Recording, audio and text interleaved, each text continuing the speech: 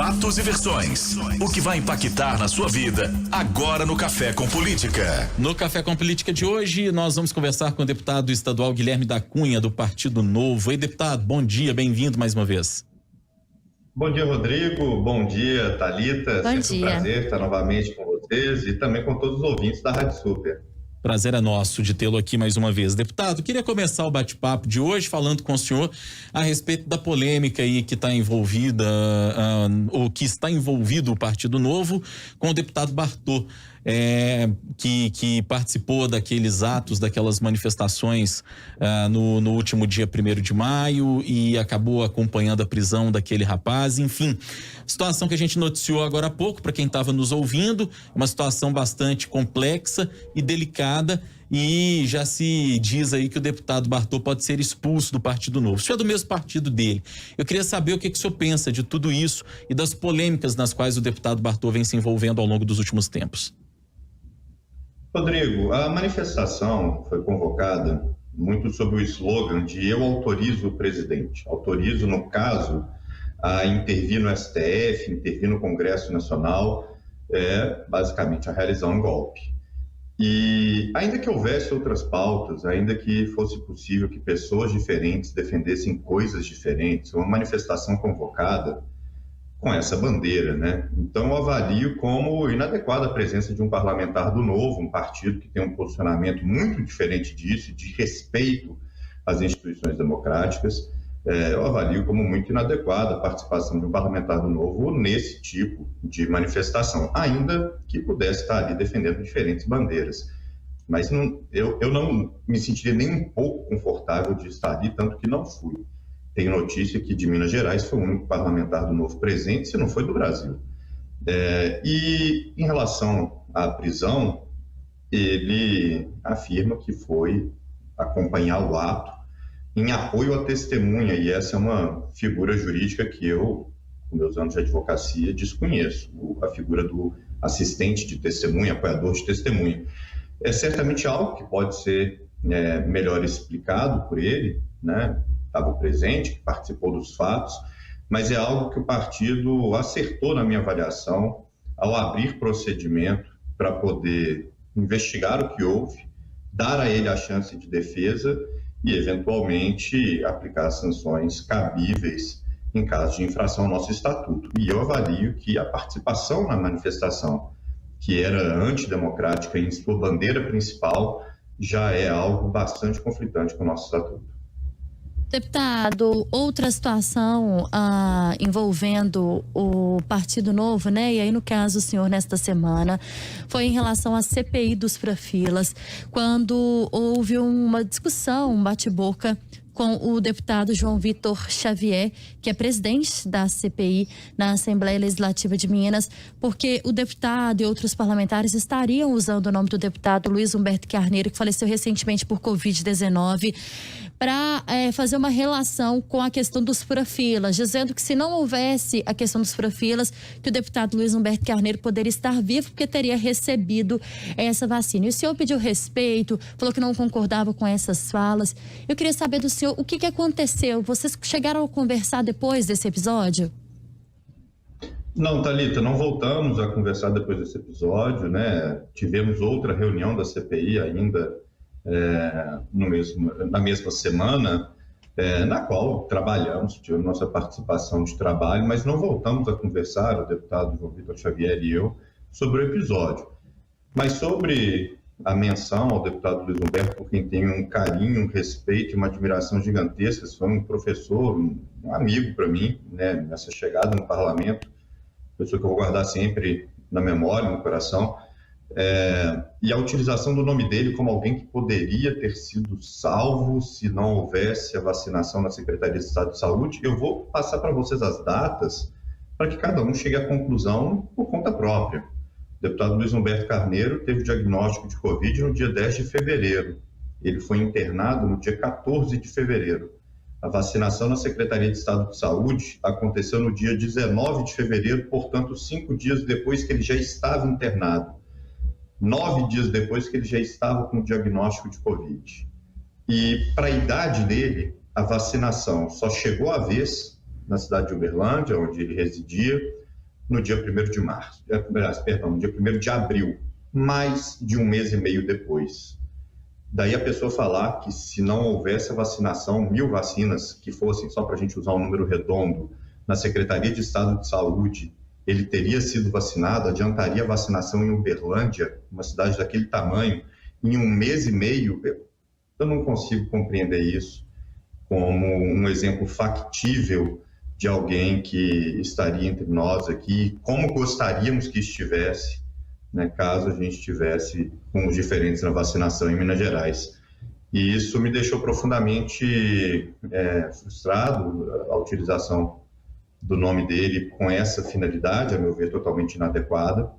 Fiz a queixa em relação a isso, pedindo que, né, a gente não utilizasse o nome dele dessa maneira, mas tem respeito à memória, e aparentemente o deputado que preside a CPI não recebeu muito bem essa sugestão e essa crítica, e passou a tecer alguns ataques pessoais em relação a mim, inclusive chamando de canalha, de cínico, coisa que definitivamente eu acho que era possível ele discordar da minha avaliação e da minha ideia, sem passar esse tipo de argumentação e de ofensa. Para além desse bate-boca e dessa situação que o senhor nos relata agora, como é que o senhor está vendo o avanço da CPI dos fura-filas? Que tipo de juízo o senhor faz daquilo que tem ouvido, dos depoimentos, daquilo que tem sido dito e de como a CPI tem sido conduzida? Rodrigo, a gente está agora começando a ter de fato mais informações, né? Eu acho que a CPI já se aproxima de um ponto em que é possível conclusões. Falta ainda a oitiva do ex-secretário, muito importante, né? Talvez a mais importante oitiva que a gente vai ter, o mais importante depoimento que a gente vai ter. Já temos uma série de informações que foram remetidas à Assembleia, já estão disponíveis para os parlamentares. Agora a gente começa a ter um pouco mais robusto de informações. É claro que demanda muito tempo, muita análise e o término das provas para a gente poder afirmar com convicção qualquer coisa, mas a impressão que tenho é que o critério elaborado para vacinação, ele foi um critério que provoca um profundo mal-estar, um incômodo mesmo, de falar, cara, isso é injusto, né? Que é vacinar, às vezes, um jovem de 25 anos trabalhando ali em sistema remoto, enquanto há idosos de 85 anos aguardando vacinação. Passa uma impressão de que isso é injusto. Mas, infelizmente, isso era a norma do Ministério da Saúde, era a regra, sabe? Eu acho que a gente precisa mudar essa regra. E a Secretaria da Saúde, ao ter procedido a essa vacinação conforme os critérios do Ministério da Saúde, causa um choque na gente. Agora, é necessário avaliar nome por nome de todo mundo que estava na lista ali de vacinação. Porque uma coisa é o critério estar seguindo o que manda o Ministério da Saúde, com toda a injustiça do critério, mas é o que manda o Ministério da Saúde. Outra coisa bem diferente é ver se cada pessoa que foi vacinada atendia esses critérios ou não. Esse trabalho do pente fino, nome por nome, cada uma das pessoas, eu ainda não consegui fazer. Deputado, tem muita polêmica também em relação à vacinação pela falta de vacinas para completar a segunda dose daquelas pessoas que já foram vacinadas num primeiro momento com a Coronavac. A gente tem mais de 96% dos municípios mineiros que já registram essa falta. E a gente não sabe, não é possível saber se essas doses vão chegar aos municípios. Um problema que pode ser ainda maior para o estado, porque essas doses, passado um determinado tempo, elas podem ser inclusive invalidadas, né? Como que a Assembleia tem acompanhado essa questão? Thalita, a gente acompanha com muita apreensão, principalmente por ser algo totalmente fora do nosso alcance de ação, né? Isso é o Ministério da Saúde, que primeiro orientou as prefeituras a aplicarem as vacinas todas disponíveis, sem precisar fazer reserva para a segunda dose. Foi uma ordem a partir do Ministério da Saúde, é ele que coordena as ações de saúde na vacinação em nosso país, e depois não está sendo apto a mandar para a gente mais doses de vacina conforme o cronograma original. Então, a gente vê isso acontecer com muita apreensão. Conhecemos casos que são de algumas cidades que estão já com a vacinação paralisada por falta da vacina, e depende do Ministério da Saúde remeter novas doses para a gente. E para piorar, essa nova polêmica envolvendo o presidente, com declarações a respeito da China, que ameaça atrasar ainda mais esse cronograma. ameaça que a gente realmente passe da janela na qual é possível fazer a aplicação da segunda dose. O caso é muito grave, era o momento da gente estar buscando um estreitamento de relações para ter mais rapidamente essas vacinas, esses insumos, mas infelizmente a gente está observando o contrário, vindo de Brasília, vindo do Ministério da Saúde e do Presidente da República. Deputado Guilherme da Cunha está sendo ouvido por nós aqui hoje no Café com Política. Deputado, mudando um pouquinho o rumo da prosa aqui, ainda dá tempo de fazer uma outra pergunta. Minas está começando a testar, digamos assim, um projeto que coloca em prática um modelo de gestão em parceria com entidades privadas. Eu estou falando das escolas, coloca a gestão privada em escolas públicas, né? Projeto Somar, inclusive. Esse projeto vai começar a ser operado em algumas escolas de BH e também em uma escola estadual de Sabará. E é uma bandeira que o senhor defende desde a sua campanha no ano de 2018. Queria que o senhor explicasse como é que funciona uma escola pública que tem a gestão operada pela iniciativa privada e o que vocês esperam com esses testes que já estão começando. Rodrigo, eu vou tentar ser super breve, que eu sei que a gente já está em cima do relógio aqui. Então, vou tentar ser resumido, mas é um assunto que me apaixona e eu gostaria que a gente pudesse conversar profundamente sobre ele depois. Mas o projeto Somar, ele está fazendo com que 3 escolas, de um total de 3.000 escolas da rede estadual, ou seja, 0,1% da rede, passe a ter a sua administração feita por organizações sociais sem fins lucrativos voltadas para a área de educação. E por que isso é muito importante? Porque vai colocar o foco de cada uma dessas escolas 100% no aluno. É uma mudança de modelo de gestão que não busca fazer 1 centavo de economia, Rodrigo. A gente vai continuar com a mesma despesa em relação a essas escolas, eu gosto de falar com o mesmo investimento em relação a essas escolas. E o foco, então, não é fazer economia, o foco é 100% melhorar a qualidade do aluno.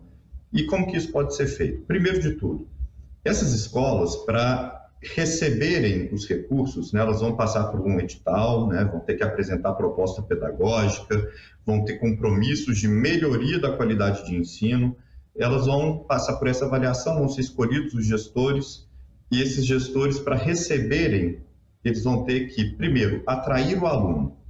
Nenhum aluno vai ser forçado a permanecer nessa escola, nenhum aluno vai ser forçado a matricular nessa escola. A matrícula vai ser feita normalmente pelo mesmo sistema da Secretaria de Estado de Educação, o sistema de todas as demais escolas. O aluno vai poder optar por estudar nessas 3 escolas. Fazendo essa opção, o aluno estando matriculado, o gestor privado ele passa a receber uma mensalidade por esse aluno. Uma mensalidade é uma maneira feia de falar, porque no fim das contas, para a família, segue gratuito, segue público, segue como era antes. Mas o gestor passa a receber do Estado um valor por esse aluno. E ele tem metas que ele tem que cumprir de manter o aluno estudando, ou seja, evitar a evasão escolar. Se ele tiver evasão, ele para de receber. Se ele mantém o aluno estudando, ele continua recebendo. E metas de melhoria da qualidade. Ou seja, ele tem que fazer com que o aluno não apenas continue na escola, mas que o aluno saia de lá com um bom aprendizado. Se ele mantiver essas metas, ele mantém o contrato. Se ele não mantiver essas metas, se ele não fizer com que o aluno aprenda de verdade, ele perde o contrato. Então, a gente vai ter todos os estímulos, todos os focos da educação voltados para a qualidade do ensino para o aluno. Para as famílias, nada muda. A escola continua pública, continua gratuita, continua com a matrícula feita pela Secretaria de Estado de Educação. Para os profissionais, né, para os professores, para os demais servidores da comunidade escolar, eles também não são forçados a trabalhar nessa escola. Eles podem, caso desejem, migrar para escolas próximas, e a gente teve o cuidado de selecionar escolas que possuem outras escolas próximas que possam absorver esses profissionais, e ninguém vai ser forçado a trabalhar nesse modelo. A grande mudança, de fato, é para a qualidade do ensino. É uma gestão voltada 100% para a qualidade do ensino. Foram escolhidas escolas que estão com um desempenho bastante abaixo da média da rede estadual, que a gente acha que são escolas que precisam de uma ajuda, que precisam de uma mudança mais imediata, para que esses alunos não tenham a oportunidade da educação, que é a única na vida, perdida enquanto o Estado patina tentando oferecer algo de qualidade para ele.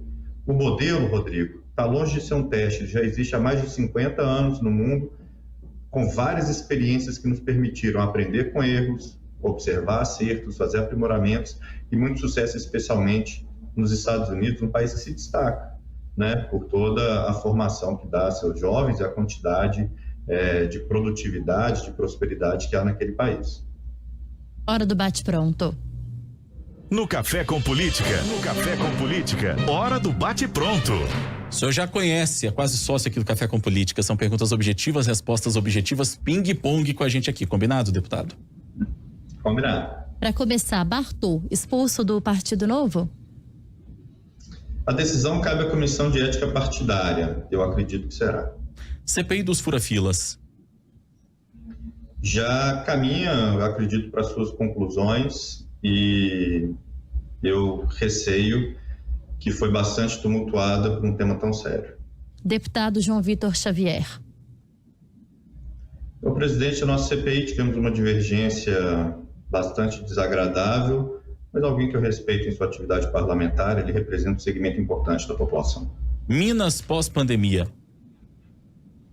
É um estado que vai crescer e vai crescer bem em comparação com o restante do país, porque é um estado que se preparou para ser amigo de quem quer investir, produzir, trabalhar e empreender. Então, acredito que a gente vai ter um crescimento mais acelerado. O presidente Jair Bolsonaro. Há um desastre absoluto. Essa última declaração dele em relação à China, a declaração dele em relação a se não tiver voto impresso não vai ter eleição, um desastre absoluto.